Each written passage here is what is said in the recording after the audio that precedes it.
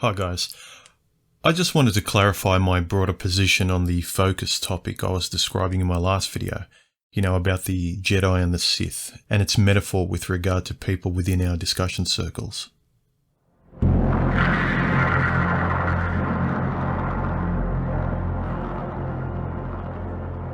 I forget about how passionate and popular Star Wars still is.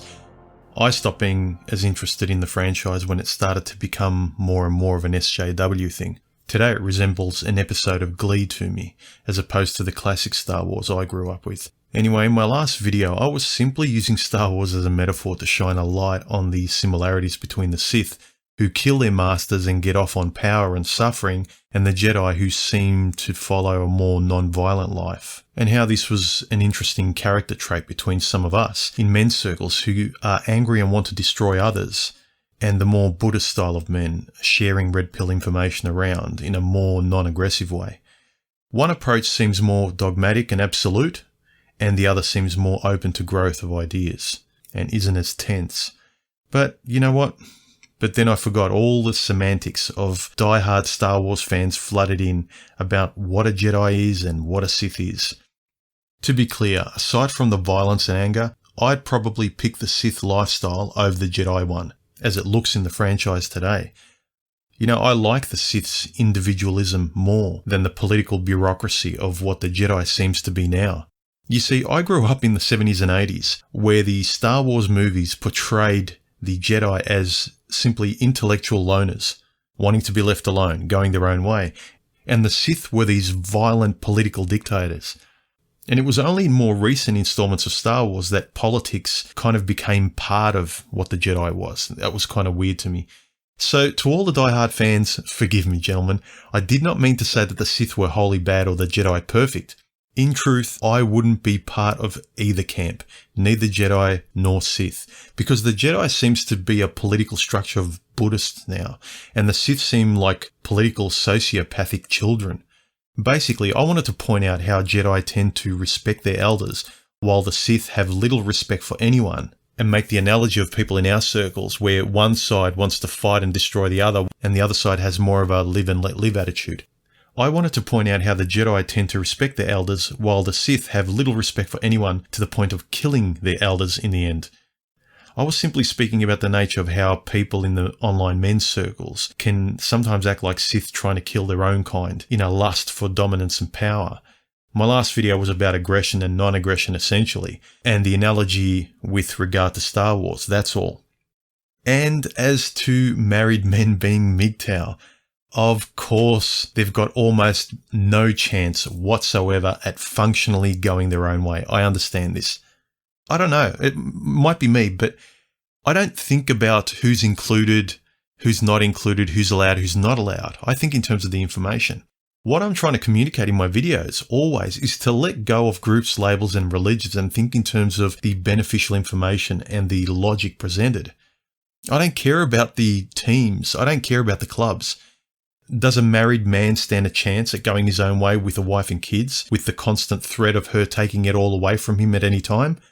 Of course not. But my point is that the red pill information that we share shouldn't be kept from married men or anyone. If a man is late to the party and has taken the red pill after marriage, then at least that man can benefit from a little calibrating reality. Or that father can teach his son the truth and not make his mistake in the future, instead of just shrugging your shoulders and saying, "That's the way it is, son," and keep the status quo going and increase gynocentrism. Let me elucidate my position a little more. In terms of going your own way, in terms of marriage, dating, and all that sort of stuff, I'm for everyone going their own way as much as they can and being as sovereign, self-determined in their thinking and take control of their lives as they possibly can. I'm all for everyone being exposed to the philosophies of going your own way and doing your own thing. Get it? The degree to which you can go your own way is another thing though. But this is what I focus on. This is what I like to talk about. Everyone has different life circumstances. Everyone has made different choices and they're in different positions at the moment. And now they're deciding what to do with the information. So think of it this way. Should a man locked in prison for life, i.e. he's married, not be handed a spiritually beneficial book with this liberating information to free himself in his mind at the very least and make the rest of his time, even if he is in prison, all the more lighter and clearer? Wouldn't this be beneficial? You know, the information we share is the focus of my interest on my channel. What makes sense? What's useful? If you're married with kids and your wife's a feminist, you got no chance of going your own way while still in the marriage. I agree. But should red pill information be exposed to this man to help his situation? I think so. Why are we so eager to throw this man awakened after the marriage to the wolves? Do we negate fitness information to someone who's fat? What, just because we think they're beneath us? Are any of you perfect?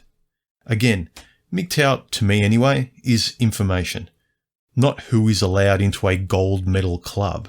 And it's not that I think women can be MGTOW either, because the description itself negates it. But I do think that MGTOW information is rational mental fitness for any man that should be open source. So finally, again, if I had to choose, I'd rather be a Sith than a Jedi, minus the violence and anger. And of course, women can't be men going their own way. And yes, a married man can't really go his own way because he's got almost no control of the situation. He's largely going her way in a marriage. I guess he's got the shed in the backyard where he can go his own way, but I think red pill knowledge can help that man, can help him breathe a little better. And that's the important point to me. Can this information help people? Can this information help you or me? That the truth is exposed, shared, and is not buried in clubhouse basements with decoder rings and special handshakes. Stop killing your brothers and friends, gentlemen. MGTOW's not a club, it's a perspective, honest information. A club can be destroyed. The truth can't as easily. If you want to be a monk and completely clear of women and dating, fine. More power to you. There's no risk. You're safe in this way. I'll grant you that. If any of us married, dating, or otherwise that still deal with women get shafted after knowing red pill information, it's on us. But red pill knowledge to me is the interesting point, and how my understanding through its ideas can help me understand my choices going forward in my life. Some people in our circles just like the intellectual exercise of red pill ideas. That's all. They don't put them into practice, and they don't change their lives with it. We're all different. Make your own choices. I'm not your father. But this bickering gets people nowhere, I think. I guess I just want individuals to get along with each other on common ground and stop tearing each other down, especially men. Anyway, I've rambled enough. That's all I wanted to say. Later, gentlemen. Like, comment, subscribe, share my videos with others. Enjoy them. All my videos are free, but I appreciate donations. It keeps me creating. Thanks, guys.